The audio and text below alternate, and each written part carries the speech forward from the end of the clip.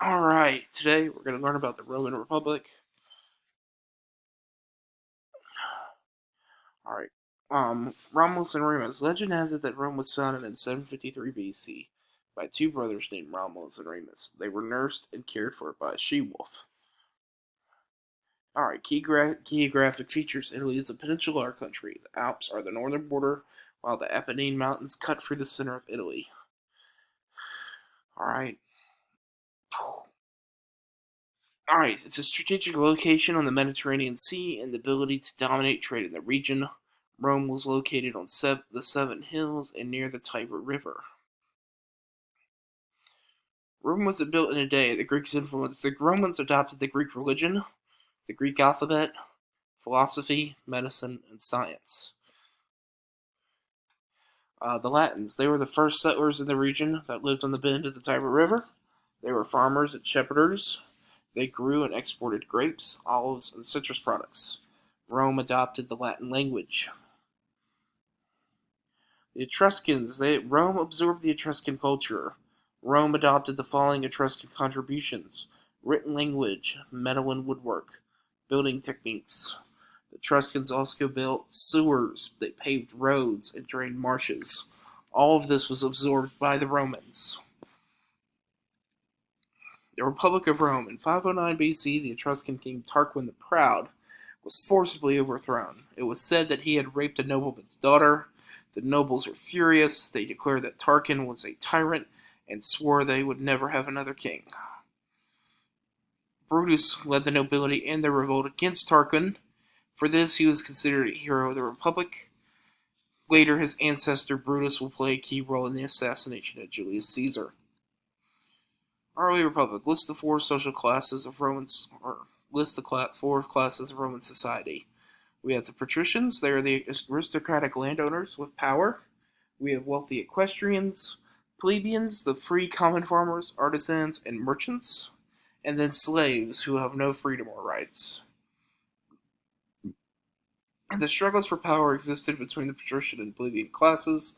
Compromises were worked out. The Republic, Res Publica, public matters or matters of the state. In a republic, citizens vote for leaders that represent them in legislative bodies. The power rests with citizens who vote. They have, in the government, there's the Senate, who make most of the decisions for the year. They elect a chief executive for 1 year that's elected by the Senate, or two consuls, and they are like the executive body, and the Senate is the legislative body. The Senate is very powerful. The Senate has 300 patricians who were members for life. They had a legislative branch that was also determined foreign and domestic policy, and they served as the Supreme Court as well. We also have the Assembly, where the plebeians elected members to the Assembly. The Assembly representatives elected the tribunes, and the tribunes had the right to veto Senate bills. Alright, principles, law, concepts, and standards of Roman law. The Law of the 12 Tables was the main basis for Roman law. They were placed in the Forum and they applied to all citizens. It said that laws should be simple, easy to enforce, and they should apply to all people. Things like innocent until proven guilty, trial by jury, were all things done by Romans. Equal treatment under the law, and that a person can only be punished for actions, not thoughts. So, in other words, kind of like what happened to Socrates, and how he basically for being accused of corrupting the youth.